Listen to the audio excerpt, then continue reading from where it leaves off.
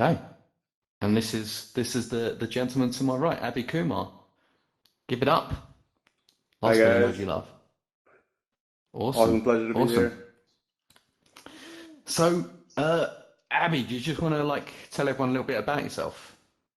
Yep, can everybody hear me? Okay. Yeah. Um, Okay. I this is like living a dream, and it's not just because it's 4 a.m. where I am right now. I am truly excited to be here, guys. Just before I kick off, I just want to see how many, if you can just give me clap emojis, how many filmmakers, VR content creators do we have today? Yeah, we got a few. Awesome. How about lovers of sci-fi? Yeah, awesome. Perfect. This is going to be, oh, you guys are going to love this. Amazing. Okay. Yeah, I'm based in Singapore, and my background is as a writer. I started off in the theater, and I ended up writing on this for the screen. But it's been quite a varied and diverse journey for me. About 4 years ago, I was right around this time. Had a full-time job at a bank. Um, and I was trying to figure out, how do I get out of that thing? I had a script of a sci-fi pilot, which I written basically for fun as an exercise, and I was like, I need to do something with this. And it was around that time that somebody showed me Clouds over Sidra on, I think it was a Samsung Gear or something, and that's when I realized that wow, you can actually do narrative storytelling in VR, and I really wanted to incorporate some of the work that I'd done in there, which is how it all kind of kicked off. I was a big time gamer back then, so I just viewed VR as like a gaming platform originally, until I started seeing all this other content coming out. Yeah, so that was the start of this crazy journey of creating the PhoenIX. Um, in terms of like my background, I've been traveling all over the world, and I've been lucky enough to do that. So I really believe in diversity and multiculturalism, and that's kind of one of the main themes that I've incorporated into the PhoenIX. It's all about a disparate group of people coming together that basically find that humanity's fate is in their hands. So it's all about one of the main themes is about unity, about working together to really accomplish towards a common goal. That's something that it was very important to me. And then, bringing that into VR was a whole different adventure. Uh, and then, feel free to jump in because I can talk about VR all day. Oh, no, no, mate, you're on a roll. I wouldn't dare. So, um, yeah, go ahead. yeah, no, so yeah, no, I was just going to ask. So, like, the idea for the Phoenix, like, how did that come about, and where did that all start? Yeah, so I, I've been a lover of sci-fi all my life. Asimov from, Battle. One of the big influences I think you can see in the series is Battlestar Galactica, Blade Runner. Asimov is a big one, and obviously 2001: Space Odyssey. I took all of these things and I kind of poured it into this script that I had. And originally it was like a TV pilot that I'd written. Um, and once I saw the VR, I decided that I want to do something in VR, but it I really wanted to push the boundaries of making it as cinematic as possible. And at that time, the camera was very static. It was live action. There was not that much Mm. CG animation stuff going on. And to be honest, I love being in Singapore, but it is an island state of like 5 million people. So trying to find the right people and developing the team is also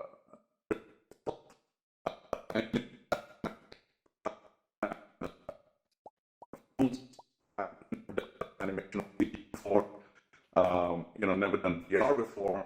So, I started going around and trying to find the right people to do it.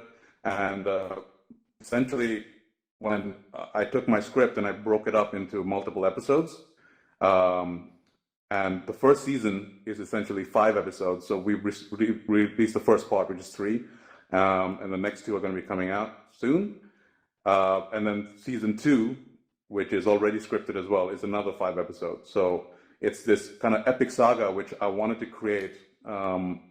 And we decided that we're going to basically push the boundaries of this medium because it's being a pioneer in this space is super hard, but it's terrifically exciting. Like I quote unquote work every day, and just being able to play around with all of these things, it's fantastic for me. Awesome. So how long have you been working on this for then? Like since like from writing it to actually putting it together? Oh gosh, the original script I wrote years ago, but actually starting work in VR was probably at the end of 2015. And Okay. what we did was, because at that time I wasn't even sure, can you do this kind of narrative content Yeah. in VR? So what we did was we created like a 3-minute teaser trailer, Hmm. which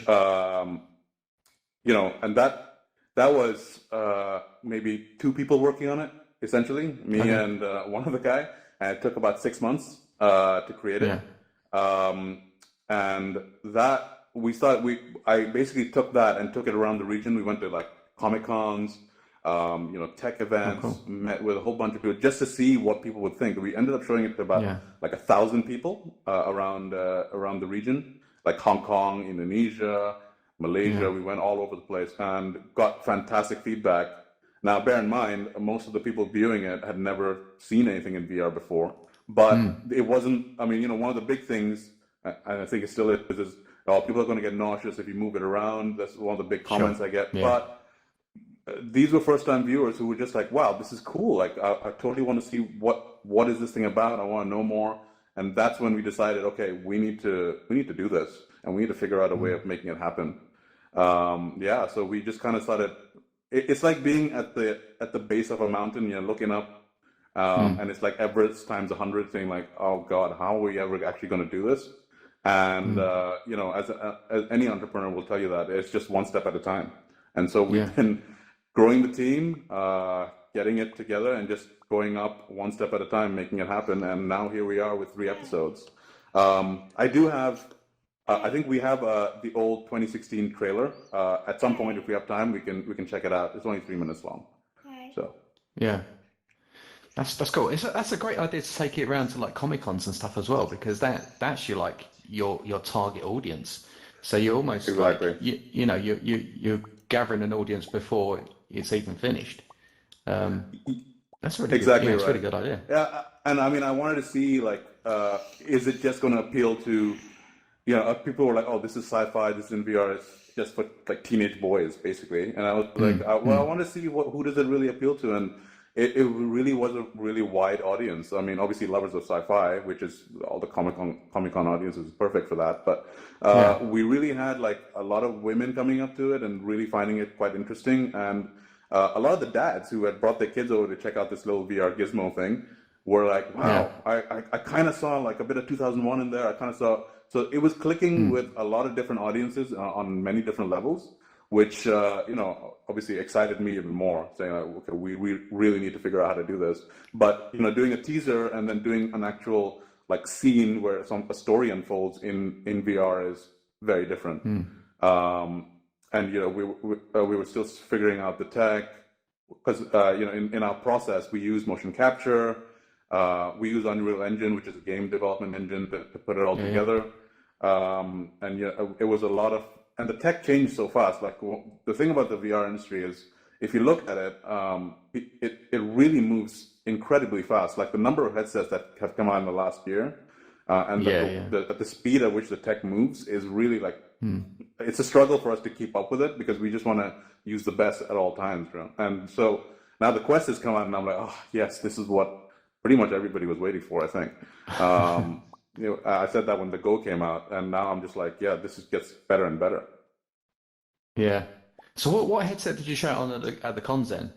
Was it like the Gear Uh, or something? The Gear VR? yeah, we had the Samsung Gear, Yeah. at that time, and we even had a couple of cardboards, because essentially, Yeah. yeah, I guess, and one of the things when we first started doing it, we actually, being in Singapore, like, a lot of the VR work that's happening in this area is kind of enterprise related or gaming. There's Yeah. really not many people doing this kind of creative content, so we were kind of literally on an island by ourselves, just trying to figure this thing out. So it was it was hard. We wanted to reach out to other creators. I wanted to see what else was happening. Sure. So we ended up speaking to a lot of people. And at that time, we ended up speaking to a lot of the hardware guys who were making the headsets. And at that time, a lot of people were pushing us, make it interactive. You should make it interactive. It should be, Yeah. you should really be able to move around space. And that made sense from a hardware perspective because you really wanted to max out the usage of it. But for me, I didn't want to make something for like niche audiences. I want to make something that really, I believe VR is for everybody. Like anybody should be able to just pick up a cardboard or anything and be able to view this incredible content and just absorb it. So we decided on purpose that we would not make it interactive. It would be purely cinematic to start with, at least like phase one, where we would just get these episodes out so that as many people as possible could experience the PhoenIX and enjoy it. So that was, we had a lot of people saying like, oh, maybe that's not such a great idea, but we just kind of stuck to it. And we've been pushing through. Awesome. Yeah. So how did you go about like casting the voice actors? Are they all like based in Singapore as well, or are they from all over? Yeah. So again, that was something quite amazing. So we have a really strong cast. A lot of them are based here. We got a lot of them moved to Singapore, and we just ended up running into each other. So like there are actors who have been in Hollywood movies who are now living in Singapore. And amazing. We had one of the actors who's the voice of Dan Jenkins, who was in Crazy Rich Asians. He jumped on board because he was like, "This is great. I want to do this." So we really ended up getting a quite an incredible cast together, mostly theater background people. And yeah, it's been fantastic. So I love to do the recording sessions for it. That's awesome. So what was like the most difficult part of the production then, would you say? Well, I think definitely for us, just getting it to work in VR, because again, I said I believe in diversity, and we incorporate that in our team as well. I get input from the entire team, whether it's on the script writing phase, all the way to like the camera movements, and I think that's just getting a consensus is quite hard, basically because there's no rule book to what I'm doing right now. Sure. So I don't know how many people here have actually seen the PhoenIX, but in the very last episode, there's like a fight sequence, and there is a shot in there. I'm not going to talk too much about it. I don't want to give it away, but there is a shot in there I know the one. Quote unquote a controversial shot. Like we really debated about it. And we were like, half the team was like, they were like, this could make people nauseous. Do we really want to do this? You could be pushing people away. And to me, I was like, well, the language of VR cinema is developing, right? And we have to be the ones pushing it. People absorbing there's a language to watching it, and there's a language to creating it, right? So even that, the language of watching it, you're getting used to the content, you're understanding how to view it. Because when you watch a movie, you innately know that, oh, okay, this guy's going to zoom in the shot, it's going to be a cut or what have you. Like, because you've watched it so much. But that's not the case in VR cinema. So we really decided, like, I'm going to push these boundaries. It's going to be experimental, but it's really going to be for a wide audience. So some of it may work and some of it won't. But that doesn't matter, because at the end of it, it'll be something that you still haven't seen before out there. Absolutely. Yeah. All right, so we've got a couple of other slides. I don't know if you want to chat about these and stuff. So for the audience, I brought. There we go. So this is some behind the scenes stuff over here. As you can see, like, I really can't draw. That is a drawing. That is the original drawing I did. This is from the teaser episode in 2016, 2015 actually. So that's the sketch I gave my digital artist. His name is Race Creel. He's incredible. He takes this kind of rubbish that I provide him and creates magic.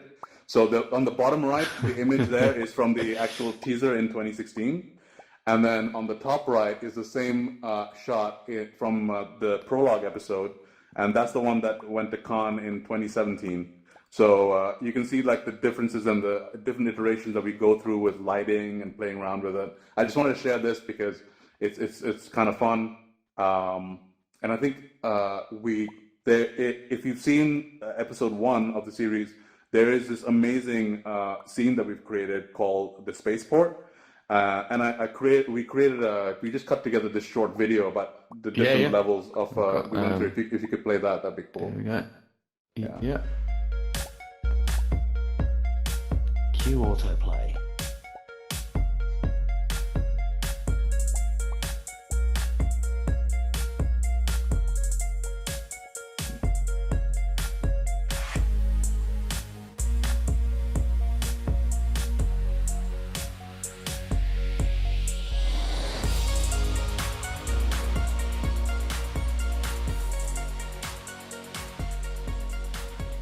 So the spaceport actually is something I wanted to have a quick chat about. Because I mean, it's a great shot in that episode. Yeah, sorry. There's a question over here. Is that a question? No, on the left. Oh, hang on. We'll go to the questions at the end of this. Goodbye. Okay. I'll just let me just talk a little quick about the spaceport. So that's an environment that we created over a number of months, and when we were creating it, and this obviously after being at Cannes, where I got to see what all sorts of crazy stuff that people were working on, that I really wanted to express the fact that this is an Asian, is something that's coming out of Singapore, and it's something coming out of Asia that we want to kind of represent. So there's so much detail in that environment. When you watch it, you should pause it and look around, because we basically incorporated a lot of the architectural designs from the region. We incorporated a lot of the buildings, and we took pictures and we just rebuilt them in this environment. There's streets, there's there's like a alleyway from Kowloon in Hong Kong. There's what we call shop houses in Singapore in there. There are temples. There's a lot of influences that we put in there, and we try and put that throughout the entire series itself. So it is actually quite fun. I actually spend a lot of time in the spaceport, because I like to watch it backwards, upside down, left, right. I want other people to see it that way as well, just because there's so much in there. Yeah, that's so cool, man. So cool. We've got the 2016 trailer. Did you want to? Oh yeah, sure. Why don't we? Okay, so this is what it looked like between that and what. So this is 3 minutes. Now. There we go. Yeah. Go for it. Cue autoplay.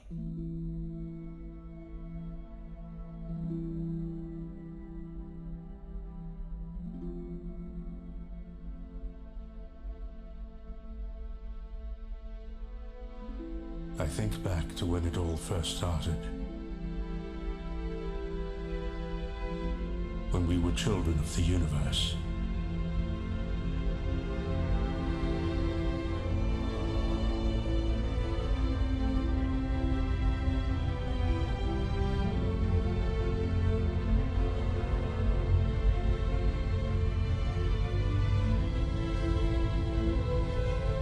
When we finally awoke.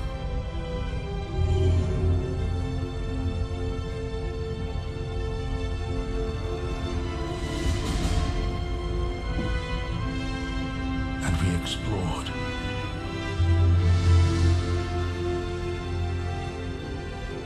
And we marveled.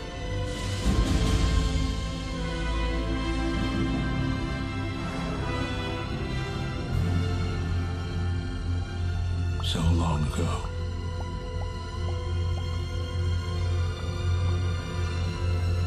I'm not going to sugarcoat this. We're in trouble.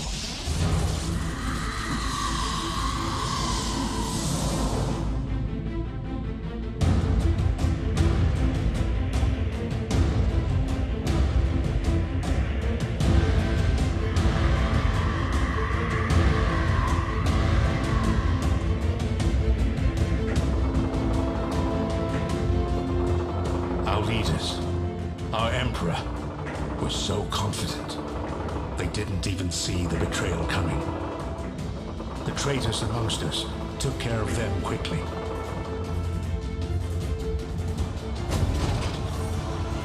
I don't know who these monsters are, or where they even came from.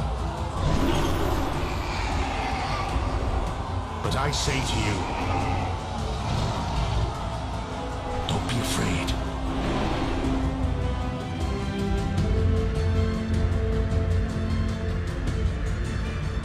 small, but we are strong.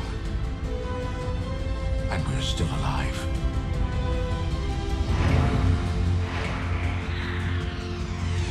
No matter how many ships we lose,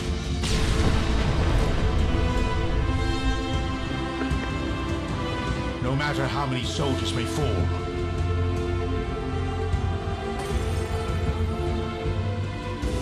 they will remember the day they dared. Ooh. Oh, hello. What's happened here? Oh. Oh, okay. All right. Well, I mean, I think it gives you a good idea of what it was like. Thank you. You can see like the characters and the animation, the models and stuff were pretty, quite different from what we have right now.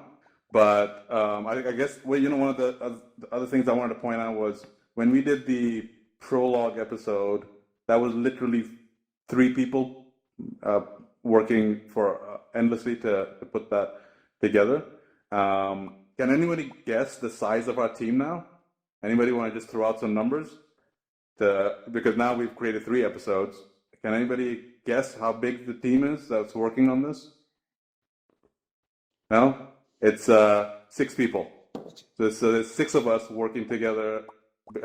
Again, it's a very specialized team. It's difficult to find the right people, but they are super passionate. I love every single one of them, and we're working together to create something amazing out of Singapore. So there you go. That's awesome. So the stuff that was used in the 2016 trailer, was that just purely done in 2D as like a mood thing, or was that all in VR no, as so well? we did that. Yeah, we did that in VR. So that was actually created in VR, and then the 2D was we just cut it out after the fact. So it was super. So that opening shot, the first 30 seconds, where the pilot kind of wakes up, that was the test that we did just as we were putting it together to see would it work, the camera movement and stuff in VR. And when I saw that, I was like, this is something incredible, and we can do something amazing here. We just have to keep pushing and trying. Yeah. Yeah, I mean, it's one thing having it on the page, but then to actually see it and then you're like, yeah, this is going to work. Yeah, completely. So also, because you always have those like little doubts in the back of your mind, like, is this actually that good? And then when you actually see it, you're like, actually, yeah, I've nailed this. Yeah, I mean, awesome. We love it. And I'm always super confident on the outside, but on the inside, it's like, duck on the pond, right? Just the feet are flapping at 100 miles an hour. Excellent. So, like, what's next after the PhoenIX? Obviously, you got season 2. Is there any plans for anything after that? We're working on a number of other things. So, like, plastic pollution is a big thing for us, and we've been creating interactive content, actually, short pieces around that, like just to educate people about plastic pollution in the oceans. That's actually something that we've created a few pieces around that. We had an exhibition in Singapore. We'll be releasing that later on this year for sure. Like the PhoenIX takes up at least half our time in terms of getting it together and getting it out there. So I think that'll be the main focus for us, is definitely finishing the first season, the next 2 episodes, just because we owe it to everybody to know where the story is going, and it ends in a pretty big cliffhanger. No spoiler alerts, don't worry. Yeah. And then then we'll be straight onto season 2, which is even more. It's like infinitely more complex. So if you look at the episodes, the prologue episode is just one guy in a ship basically, and then the second one I added a layer of complexity where there's multiple characters, and the third one is even more complex. So as each episode goes on, it gets more and more complex, and there's more and more things going on in there. Yeah. So something my team hate/love me for, but it does make it very exciting and interesting. Cool. Yeah. So, like, as a creator yourself, like, what do you think is going to be key to like mass adoption for this medium? Because like I know like people myself that have like got into it because they wanted to get into the industry early and then kind of left because they couldn't really sort of sustain it. So what are your thoughts on that? Well, I think the hardware issue where people are like, oh no, no, please, people have the hardware. I think that is now slowly but surely resolving itself. So I don't think it's a hardware play anymore. For me, it was always about creating content. For me, what was lacking in VR was content that really appealed to a wide audience. I wanted to see like a Lord of the Rings, a Star Wars, or something that would bring in people and really like push you to the limits, where you put it on and just it would have depth, it would have an exciting story and really like absorb you, like true narrative cinematic content, because I think that you really need a storified a strong story with depth to really pull in people. That's what really works. And that's why I'm working on the PhoenIX. I think this is something that's sorely needed, where anybody can just pick up a headset and say, I totally get this. This is not something focused on niche audiences, etc. This is for like anybody can pick this up and just be like, whoa, okay, I get it. I want to see more of this.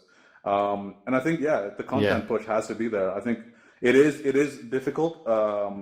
It's not easy by any means, but we want to at least set up not a rule book, but at least say this is what you could possibly do in this kind of environment, and everybody should come in and try and do it. Essentially, is what we believe in. Yeah. Absolutely. Well, watch your space, guys, because you are essentially looking at VR's George Lucas. just saying. That's Abhi. Obviously, some emoji love. Thank you, guys. And thank you for taking the time out to come, man. I know it's late for you in Singapore now, but yeah, really appreciate it. And yeah, make sure you check out the PhoenIX, available on VeeR. If you don't have VeeR, why? Get it now. Don't do anything for the rest of your day. Just download VeeR and just watch the PhoenIX, and then just binge watch everything else on that. There you go. You're welcome. Yeah, and don't forget to follow us on @Let'sVeeR at Facebook and Twitter, and then you get all the latest updates on everything that is going on in the world of VeeR and all the latest updates on newest content. So yeah, that's us. He's been Abhi, I've been Dan, and you've been you guys. And yeah, thank you all for coming and taking the time out. Feel free to hang around. We don't have any catering because we're in VR, but at some point we'll have VR cakes that we'll dish out to everyone. But yeah, thank you all for coming. Thanks, guys.